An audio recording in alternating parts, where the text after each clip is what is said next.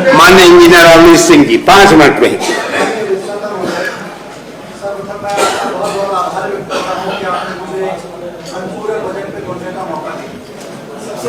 मैं प्रभावी रूप से इस अनुपूरक बजट का समर्थन करता हूं कि जिस तरह से अनुपूरक बजट जिस समय आया है, मुझे लगता है इसकी आवश्यकता थी।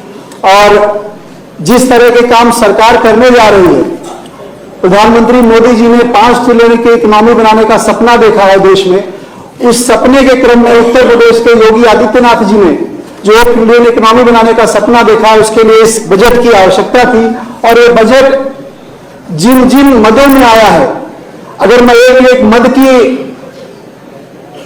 विवरण दूंगा तो मुझे लगता है बहुत समय लगेगा। मैं 2-3 बातें मुख्यतः उठाना चाहता हूं।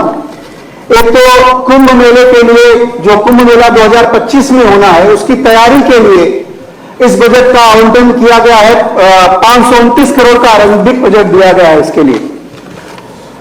जिस तरह का कुंभ का आयोजन होता है, जितना विशाल आयोजन होता है, उस तरह से विशाल आयोजन या तो ओलंपिक में होते हैं या फिर अभी फीफा का फुटबॉल का आयोजन हो रहा है।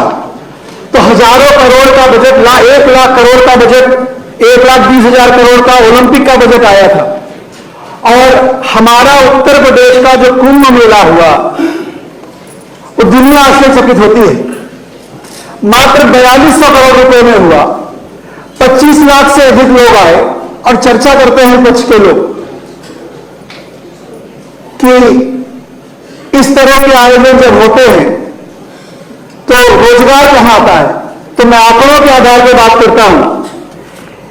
1.2 लाख करोड़ का रेवेन्यू आया जब कुंभ का मेला हुआ, यानी कि हमने केवल 4200 करोड़ रुपए इन्वेस्ट किए थे और 1.2 लाख करोड़ का रेवेन्यू है। 55,000 लोगों को रोजगार मिला कुंभ के माध्यम से। तो बड़ी बात है। जहां विदेश के लोग जो आयोजन करते हैं बड़े बड़े ओलंपिक के जैसे, तो लाखों करोड़ रुपए खर्च करते हैं और हम 4200 करोड़ रुपए खर्च करके वैसा आयोजन कर लेते हैं, तो बड़ी बात होती है। और विपक्ष को भी योगी आदित्यनाथ जी का जो प्रबंधन है उसको सराहना चाहिए। ग्लोबल इन्वेस्टमेंट समिट हो रही है। अभी मैं सुन रहा था माननीय विद्वत जनों को, विपक्ष के कहते हैं कि रोजगार नहीं आया। मैं तो बहुत बड़ी बड़ी बातें नहीं करके सिर्फ आपको हरदोई ले चलना चाहता हूं। लखनऊ के पास का जनपद है, आप जरा जाके देख आइएगा। वहां पे जो फैक्ट्री आई है 2018 की इन्वेस्टर समिट से, बर्जर की फैक्ट्री आई, 1000 करोड़ से ज्यादा का इन्वेस्टमेंट है। वह नाम लेके बता रहा हूं आपको, आप जाके देखिएगा। वेबलेस कार की कंपनी आई है और कहीं भी 1000, 2000, 5000 से कम एम्प्लॉय नहीं काम कर रहे हैं।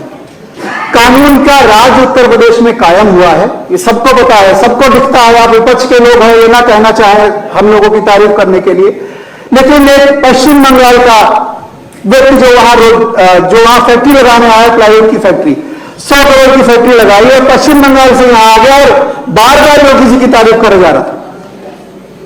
कह रहे थे जिस तरह से हमें सारे लाइसेंस मिले हैं और पश्चिम बंगाल से उत्तर प्रदेश में आके रोजगार करना पहले के जमाने में कठिन हुआ करता था, लेकिन अब तो मैं ये कहूं कि सारे के सारे पश्चिम बंगाल के लोग उत्तर प्रदेश आना चाहते हैं। वही हम पड़ोस के जनपद बाराबंकी चले जाएं तो बाराबंकी में ब्रिटानिया की फैक्ट्री आई, 1000 करोड़ का इन्वेस्टमेंट आया।